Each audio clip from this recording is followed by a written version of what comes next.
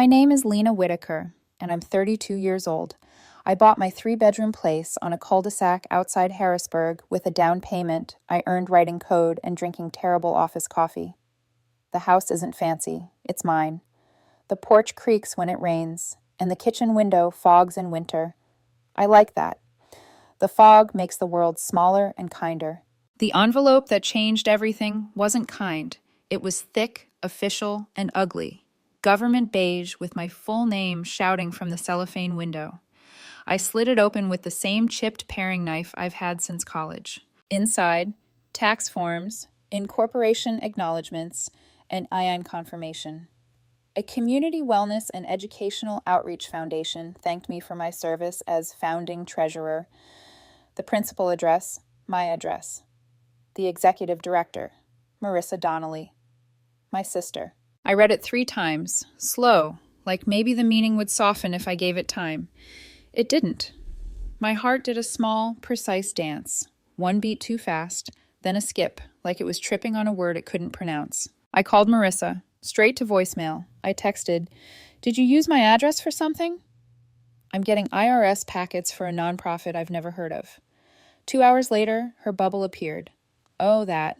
Don't worry, it's just paperwork stuff. I'll explain later. Just paperwork stuff is not the sort of phrase that arrives with an EIN and bylaws. I pulled up the state nonprofit registry. It was there, neat as a forged signature. Community Wellness and Educational Outreach Foundation, filed 6 months ago. Principal address, my house. Registered agent, Marissa. I click through the PDF stack, the way you click a slideshow of a relationship you suddenly realize you didn't understand at all. Meeting minutes from organizational gatherings at Whitaker residence. I wasn't there. A bylaws section designating my property as permanent headquarters. A donation of property for organizational use, with a signature that looked like mine, close enough to fool an officer on a Tuesday afternoon. For a moment, I stared at my own name like it belonged to someone else. Lena Whitaker, treasurer, donor, primary enabler. The paper said it, therefore in some rooms it would be true. I called my parents. Mom, Teresa, sounded hopeful enough to make me feel 12 again. Marissa mentioned a community thing, workshops for wellness, maybe after-school help. Isn't that wonderful? She always had a heart for people. Dad, Gerald, exhaled the long, weary breath of a man who's already tried and failed to build bridges over swamps. Your sister's always got something going on. I tried Marissa again. This time she picked up. Marissa, what is this? I kept my voice level, careful. Why is my house listed as your foundation's headquarters? Why am I on documents I never signed? You are so dramatic, she said. Soft laugh, nails tapping a glass or a desk. I needed a physical address. You have the space. You agreed back at Christmas. I was in Colorado for Christmas, I said, with Caleb. Do you want the plane tickets or the ski lift receipts? A fragment of snowlight flashed in my head, the way my boyfriend Caleb Hart had steadied my scarf, saying, "Tie it twice, the wind bites. Memory is a ledger when you need it to be." Marissa's tone hardened. Then you signed earlier. Lena, you told me you wanted to help. Don't back out now because you're anxious. There it was, the quiet rewrite of our shared past. A revision slipped under my door like a menu I didn't order. I'm telling you to remove my name and my address from everything, I said, immediately, or I go to the police. A pause with edges. Then, you won't, your family. She hung up. I stared at the call history like it might display a different ending if I waited. The house hummed its soft winter hum. Somewhere 2 streets over, a dog barked at a leaf. I opened my laptop and emailed Adrian Cole, the real estate attorney who'd closed my purchase. We jumped on a video call. I shoved the documents into the camera like he could smell the toner. He didn't waste words. Lena, this is identity theft and fraud. She forged your signature and filed with the state. It's a criminal matter, and a civil one. We'll need to do both. The words landed like nails. Adrian pulled the filings himself, screen sharing in brisk, lawyerly silence. The minutes were absurdly specific. Dates, times, motions made and passed by Whitaker, treasurer. The bylaws were worse. My home shall remain organizational headquarters for at least five years. He scrolled, calm and surgical, and I recognized how dangerous calm can be when it belongs to paper. File a police report tonight, he said. I'll draft a demand letter with a 10-day deadline to remove your name and address and to dissolve this contrivance. He blinked down at another page. Do not speak to her by phone again. Text, email, and screenshot everything. I drove to the station. The front desk smelled like floor cleaner and winter coats. Sergeant Derek Salazar listened as I spread my life across the laminated counter. Deed, driver's license, the IRS packet, the registry printouts. He was careful, which made me feel briefly less crazy. These cases get messy when family is involved, Xiao, he said, typing. But forgery is forgery. The DA will review. He gave me a case number and a measured nod that said, both I believe you, and this may take a while. The demand letter went certified mail the next morning. Marissa signed for it 3 days later. Her response did not come from a lawyer. It came from my mother, voice trembling. How could you threaten your sister? She's doing good work. Maybe there was a misunderstanding about the paperwork. There was no misunderstanding. There were filed lies wearing my name. I ran a fraud alert with the credit bureaus, set up a locked mailbox, and started a spreadsheet because that's what I do when the ground feels less like ground. I charted dates, documents, messages, and costs in tidy columns. The numbers built a slow, unsentimental poem. Caleb called that night from a late shift. You with me, Lena? I'm here. My voice came out thinner than I felt. We will walk through this, he said. Step 1, lock the doors. Step 2, document. Step 3, let the law work however slowly it insists on working, he exhaled. Do not let her bait you into anything in person. He knew about bait. His ex, an image-first woman who ran a service initiative out of a rented co-working space, once posted a photo of him with the caption, "My rock in the work of change," the week after they'd broken up. Optics as occupation. The thought arrived like a warning. On day 9 of the 10-day deadline, I came home to a small, neat stack of mail on my mat, addressed to the foundation. A glossy trifold brochure slid out. Community gardens. Mindful mornings. A website I refused to type into my browser. On the back, a picture of my porch. I added the brochure to the evidence folder and sent the image to Adrian. He replied, keep everything. One more day. On the 10th day, nothing happened. On the 11th, my phone lit up. Marissa. I didn't answer. A text arrived instead. As executive director, I need to be on site to manage operations. I'll bring a few boxes. See you this evening at HQ. I read it twice before my hands remembered the gestures for a screenshot. The house was quiet in the way a stage is quiet right before the curtain rises. In the porch light, the paint looked more tired than usual. I put my palm on the wood frame. Mine, I said, softly, to no one. The word felt both defiant and insufficient, like a paper wall against a storm. My phone buzzed again. Unknown number. Then 2 more. Then silence. I locked the deadbolt. I checked the back door. I set my camera notifications to loud. And alone in my kitchen, with the window fogging itself merciful, I realized something I hadn't let myself name. Marissa's endgame wasn't paperwork. It was possession. And possession, when dressed as charity, is a costume that fools polite people, especially the ones who answer the door. I put the kettle on and watched it think about boiling. Somewhere outside, tires crackled on gravel. Headlights slid across the blinds in 2 clean white streaks and stopped. Family, Marissa had said. You won't. The kettle screamed. When the headlights cut across my living room again, the next morning, I told myself they belonged to a delivery truck.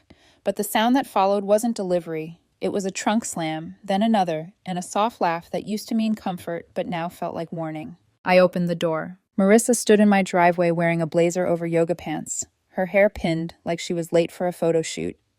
Behind her, her hatchback overflowed with boxes and 2 large suitcases. She smiled, bright and easy. Lena, you're up early. Perfect timing. What are you doing here? She gestured toward the house. Moving in, obviously. Executive director needs to be on site. The words slid off her tongue so naturally that for a second I wondered if she believed them. You're not serious. Completely serious. The foundation's headquarters are here. I'll need to manage daily operations. She lifted 1 box labeled Donor Correspondence. Don't worry, I'll keep my things tidy. I wanted to laugh, but couldn't find the sound. Marissa, this is my house. She tilted her head. Technically, it's still titled to you, yes, but as headquarters, it's under organizational use. Read the bylaws. It's all proper. That paperwork is fake. You forged my signature. You're trespassing. Her tone sharpened. Lena, you're being paranoid again. You agreed to this months ago. I can't have this kind of negativity around a wellness initiative. I stepped aside and pointed toward the street. Out. Now. Instead, she walked past me, dragging her suitcase across my welcome mat like she was crossing a border she'd already claimed. I called the police. 20 minutes later, two officers, Officer Natalie Craig and Officer Daniel Porter, stood in my foyer, listening to both sides. I handed them the deed, my driver's license, mortgage statements. Marissa handed them her stack of nonprofit paperwork with her confident smile. This property is legally registered as a nonprofit headquarters, she said smoothly. I am the executive director. Our bylaws grant me residency to fulfill administrative duties. Natalie's brow furrowed. Do you have court documents confirming this arrangement? It's part of our articles of incorporation, filed with the state. Porter looked at me apologetically. Ma'am, I can see you own the property, but if there's a dispute about its designation under a nonprofit filing, this may be a civil matter. We can't remove her unless there's a court order. So she just gets to stay? For now, yes, until the DA decides whether to pursue criminal charges or a judge issues an order of possession. Marissa clasped her hands politely. Thank you, officers. Would you like a brochure? The look on their faces told me even they didn't know how to answer that. When the patrol car pulled away, she turned to me. See? Everything's by the book. You could help if you'd stop fighting me. I retreated to the kitchen, called Adrian, and told him everything. He didn't even sound surprised. She's squatting under color of legality. We'll file for an emergency restraining order and an expedited hearing first thing tomorrow. That night, I locked myself in my bedroom. Through the door, I could hear her moving around. Cabinets opening, pans clanging. The smell of sautéed onions and garlic seeped under the crack. My home smelled like someone else's dinner. I texted Caleb. She's inside. Police say civil matter. I feel like I'm losing my mind. He responded in less than a minute. Stay calm. Don't engage. Tomorrow you'll have a judge. But at 2 a.m., when I woke to footsteps pacing the hallway and the faint hum of her voice, rehearsing something, maybe a speech, maybe a lie, calm wasn't in the room. The hearing was held 1 week later. The courthouse hall smelled faintly of coffee and old carpet. Marissa showed up with an attorney I'd never seen before, Gregory Ames, silver hair and designer briefcase, oozing calm, like it was expensive cologne. He opened by saying, My client has every right to remain in the premises as executive director of a duly registered nonprofit entity. The property was designated as headquarters in documents properly filed and accepted by the state. Adrian's tone was measured steel. Your Honor, those documents were forged. Ms. Whitaker's signatures are counterfeit. She never consented to this designation. Judge Eleanor Morse, a woman with half-moon glasses and the patience of granite, paged through the stack. I'm concerned by the alleged forgeries, but the filings exist with state agencies. Emergency relief is denied. The matter proceeds to civil trial. Mediation ordered within 30 days. Adrian's jaw flexed, but he nodded. I just stared at the bench, realizing the word denied could feel heavier than any gavel. Outside the courtroom, Marissa approached me, voice dripping honey. It's better this way. We'll resolve it peacefully. You'll see. Peaceful people don't forge documents, I said. She smiled wider. Perspective, Lena. You call it forgery. I call it initiative. The days that followed blurred. She treated my dining room as an office, my Wi-Fi as her public utility. Boxes multiplied. Flyers. Letterhead. A new printer. Every morning, she brewed coffee in my machine, humming pop songs while scrolling her laptop. Good morning, treasurer, she'd tease. One morning, I found her handing mail to a delivery driver, envelopes stamped Community Wellness Foundation. What are you doing? Donor outreach, she said cheerfully. We've had so much interest since we posted the headquarters address online. Online? Of course, transparency builds trust. I walked into the bathroom and locked the door before I said something I couldn't take back. The mirror showed someone tired, someone who'd stopped sleeping through nights. Caleb stopped by that weekend. He stepped inside and froze at the sight of Marissa typing at the dining table, piles of papers surrounding her like fortress walls. He murmured. You weren't exaggerating. She's still here, I whispered. Marissa looked up. Oh, Caleb, nice to see you. We're building something wonderful. You should volunteer. Lena's already involved. He forced a smile, then whispered once we were outside. You can't live here while she's inside. It's psychological warfare. I know, Adrian's working on it. When he left, I stood in the yard watching him drive away, his taillights shrinking into red commas against the dark. I felt like the sentence of my life had paused mid-word. A week later, I came home from work to find something new. A small, gleaming brass plaque drilled into the brick beside my front door. Community Wellness and Educational Outreach Foundation. Headquarters. Established 2024. She'd used power tools. There was dust on the porch light. I took a picture and sent it to Adrian. His reply came in seconds. Perfect evidence, don't touch it. Inside, Marissa was arranging flowers in the foyer. Beautiful, isn't it? She said. Makes the place look official. It's vandalism, I said. That's my wall. Our wall, she corrected. You keep forgetting that. For a heartbeat, I imagined ripping the plaque down and throwing it at her feet. But I didn't. Adrian's voice echoed in my head. Let her build her case. Every nail she hammers is proof. I walked upstairs instead. My hands were trembling, but not from fear anymore. From something harder, resolve beginning to sharpen. She thought she'd rewritten ownership into fiction, but I had one advantage she'd never understand. I document everything, and paper, in the right hands, can become a weapon sharper than any lock she could pick. The mediation was held in a converted law office downtown, the kind of space that tries too hard to feel peaceful. Soft lighting, lemon water, a watercolor of a sunrise. It didn't work. I sat at the long table next to Adrian, my attorney, trying not to stare at the door. When Marissa finally walked in, she looked radiant. New blouse, polished heels, a leather folder that screamed competence. She even greeted the mediator, Judge Patricia Ellison, Betrayal, with that fake warmth she'd perfected since childhood. Thank you for seeing us, she said, as though she were the victim of a scheduling inconvenience, not an accusation of fraud. Patricia smiled tightly. Let's start by remembering this is mediation, not litigation. The goal is understanding. I almost laughed. Understanding? There hadn't been any since the day Marissa decided my name was a blank check. Adrian opened with a summary. Forged signatures, IRS filings, identity theft, illegal occupation.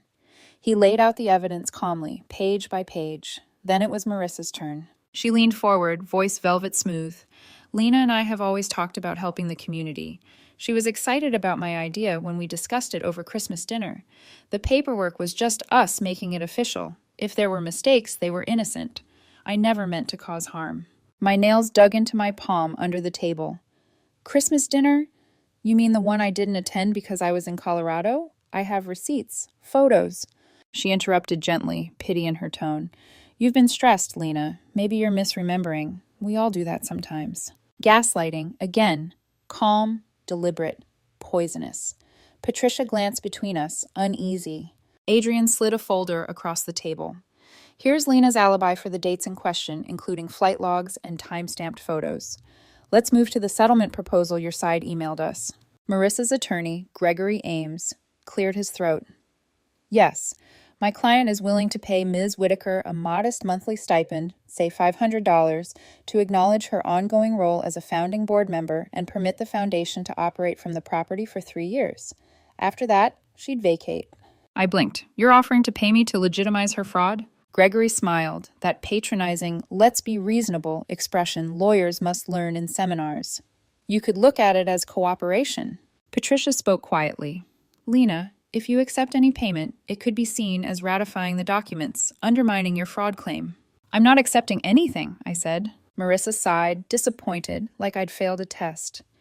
You're letting pride ruin something beautiful. We could make a real impact together. There's nothing beautiful about lying. For the first time, her eyes hardened. The mask slipped, just an inch. You always need to be right. That's why no one stays close to you. It landed like a slap, because it wasn't entirely untrue. I'd built my life around boundaries that kept me safe, but lonely. Still, I refused to flinch. Being right isn't the point, I said.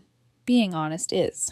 Patricia called a break. In the restroom, I leaned on the sink, staring at my reflection. My lipstick had faded, my eyes looked older.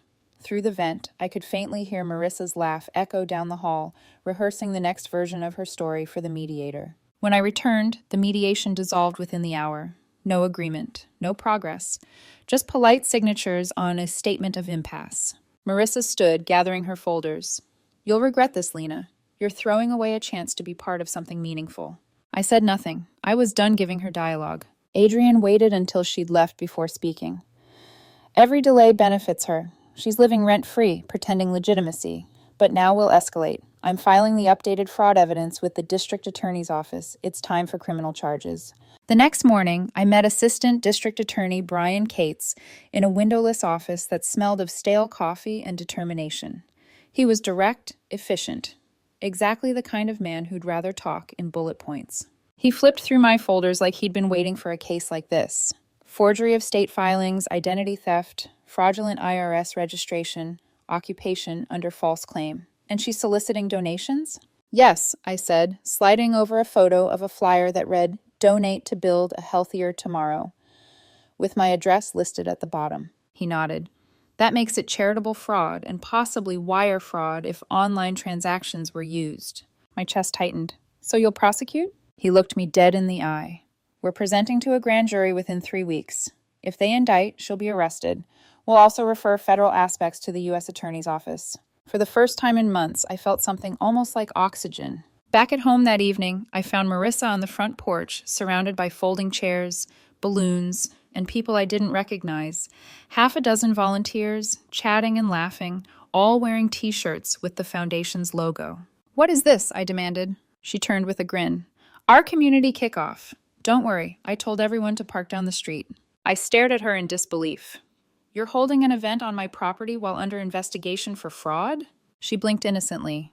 "Our property, Lena. Optics matter." Someone snapped a group photo, flash bursting like a spark. Marissa smiled wide, her hand resting on the brass plaque beside the door. I didn't stop them. Adrian's words replayed in my head. "Let her document her crimes for you." So I did. I stood in the window and filmed the whole thing. The banner, the applause, the self-congratulation, all of it.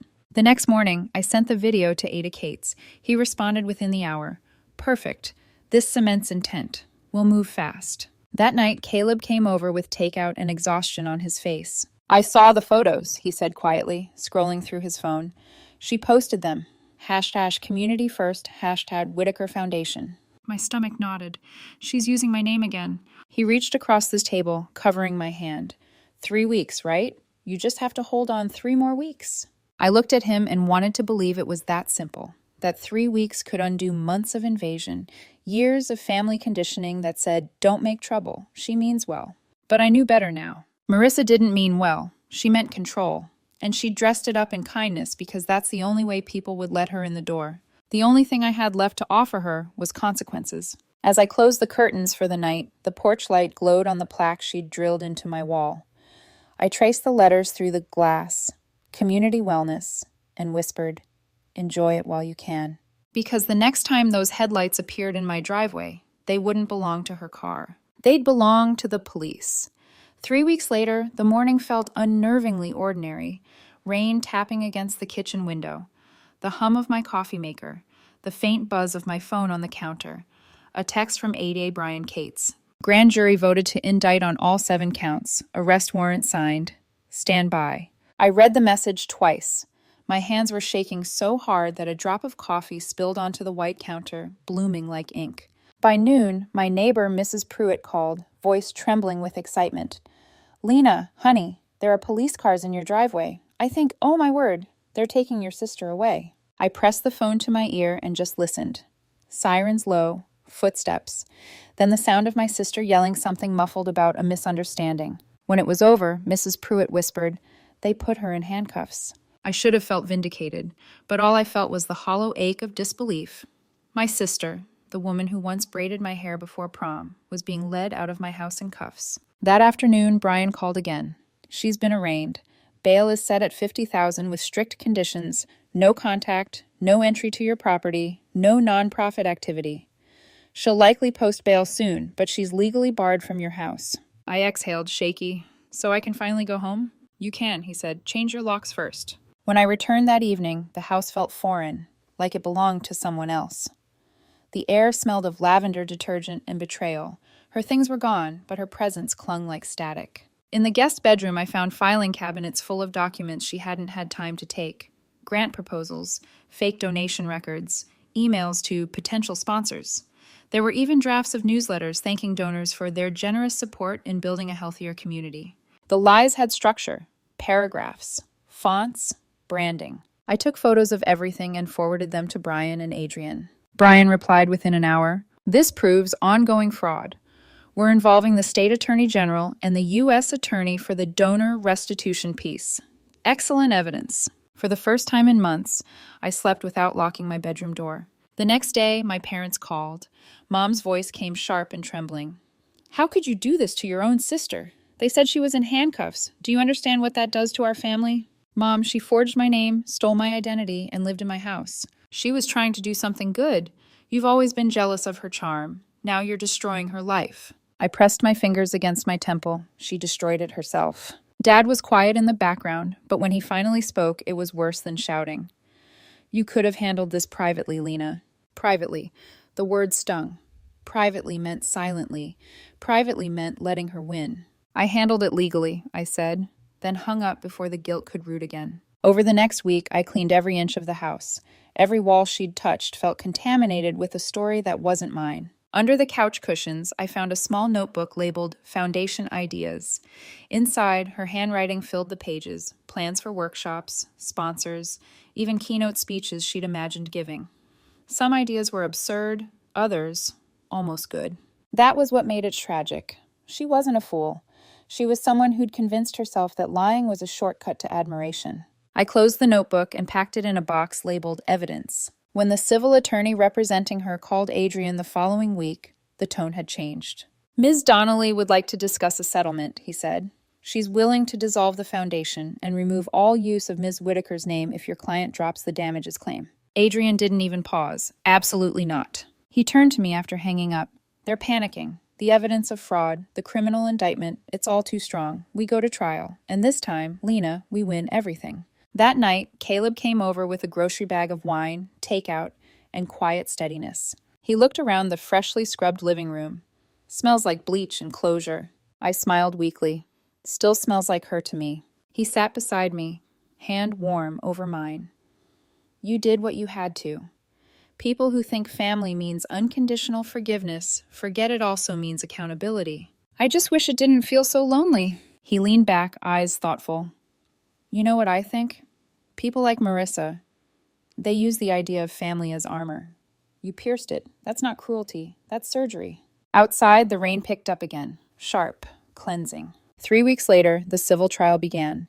Adrian warned me, it'll be fast. Her lawyer will stall, but the evidence speaks louder. He was right. Day 1, Adrian presented my deed, the forged signatures, and my Colorado alibi. The courtroom projector displayed every falsified document side by side with my real handwriting. The difference was unmistakable. Day 2, Brian testified about the criminal charges and the extent of her fraudulent filings. Then came the photos, the plaque on my wall, the event flyers, the donor emails. Marissa sat at the defense table, jaw tight, eyes darting between the screen and the jury box. She didn't take the stand.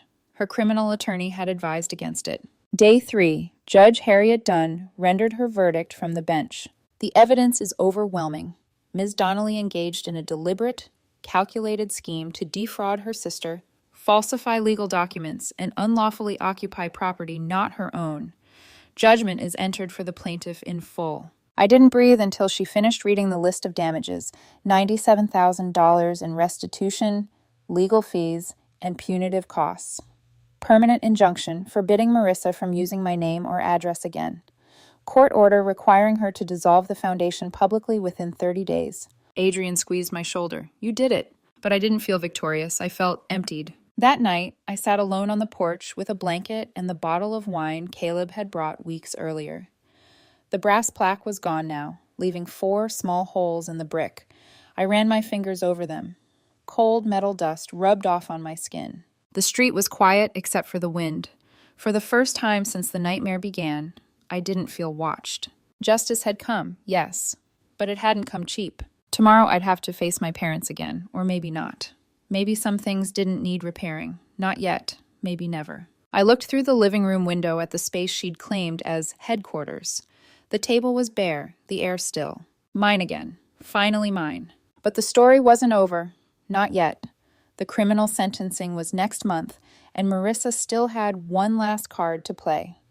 The sentencing hearing took place in early spring, the kind of gray morning where the clouds hang low enough to brush the courthouse roof. I stood outside with Adrian, clutching a folder of documents I didn't need to read anymore. Marissa arrived flanked by her criminal attorney. No eye contact, no greeting. Her hair was darker now, the confident posture replaced with something smaller, a little lost. Inside the courtroom, the same assistant district attorney, Brian Cates, who'd believed me from the beginning, stood before the judge. Your Honor, the defendant exploited her sister's identity and residence for personal gain, and despite repeated warnings, persisted in her deception. The state recommends probation under strict supervision, restitution, and community service. Her attorney argued for leniency, painting her as a woman who became overzealous in pursuit of charitable work. I nearly laughed. Even now, she was still hiding behind the word charity. When it was her turn to speak, she didn't look at me. I never meant to hurt anyone, she said, voice trembling just enough to sound practiced. I just wanted to do something good, and I got carried away. The judge's gavel tapped lightly. Intentions don't erase actions. Sentence: 2 years probation, 600 hours of community service, full restitution payments under court supervision, and a permanent criminal record. As the judge moved to the next case, Marissa finally turned her head toward me. Just a glance, a flicker of something between anger and shame, and then the bailiff guided her away. Outside, the air smelled of rain and pavement. Adrian put a hand on my shoulder. That's the end of it. But endings, I've learned, aren't neat. They fray. When I got home, I found an envelope wedged under my front door from my parents. No return address, but Mom's handwriting. Inside, a single sheet. We're glad it's over. We wish you'd handled it differently. She's still our daughter. Mom and Dad. I folded the letter once, then again, and placed it in the same box that held every piece of evidence. A box that had become the archive of a relationship I could no longer salvage. Over the following months, life moved on in quiet, practical ways. I had the plaque holes in the brick patched, painted over. I replaced the locks again, just to be sure. I installed cameras with wider angles, and sometimes caught myself checking them, even when I knew the feed was empty. Caleb stayed through it all. He never asked for gratitude, only coffee and silence when I couldn't find words. One evening, as we unpacked new curtains, he said softly, "You don't look over your shoulder as much anymore." "I'm trying not to live like a witness," I said. "Just like a person again." He smiled. Then maybe that's the real victory. 6 months later, the restitution payments started arriving. Small, scheduled transfers through the court clerk's office. Each one came with a sterile receipt and the notation Defendant, Marissa Donnelly. Every payment felt like both closure and echo. I didn't cash the first one for weeks. Eventually, I deposited it, not out of spite, but as proof that consequences existed. Sometimes, when the guilt tried to creep back, I'd remind myself of what Brian had told me after sentencing. Justice isn't revenge, Lena. It's accountability that hurts, because it has to. He was right. The legal system hadn't fixed the heartbreak or the memories of her laugh echoing through my hallway, but it had drawn a line, and that line mattered.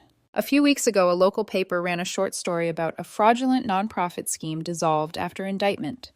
No names were printed, but I knew. Underneath the article was a quote from the Attorney General's office. "Integrity within charitable organizations begins at home." That line stayed with me, because home had been the battlefield. Now it was quiet again. One evening, I walked onto the porch with a mug of tea. The sun dipped low, catching on the patched brick where the plaque used to hang. The wall looked bare, imperfect, honest. I thought about everything that had happened, the forged papers, the courtrooms, the handcuffs, and realized the story wasn't about revenge or property. It was about boundaries, and how the people who claim to love you can sometimes test them the hardest. And maybe that's the hardest truth of all. Sometimes the most loving thing you can do for family is stop letting them hurt you. Now, when I lock the door each night, I don't do it out of fear. I do it because this space, every creak, every light switch, every quiet second, belongs to me again. No signatures, no bylaws, no lies, just me, Lena Whitaker. And finally, mercifully, home.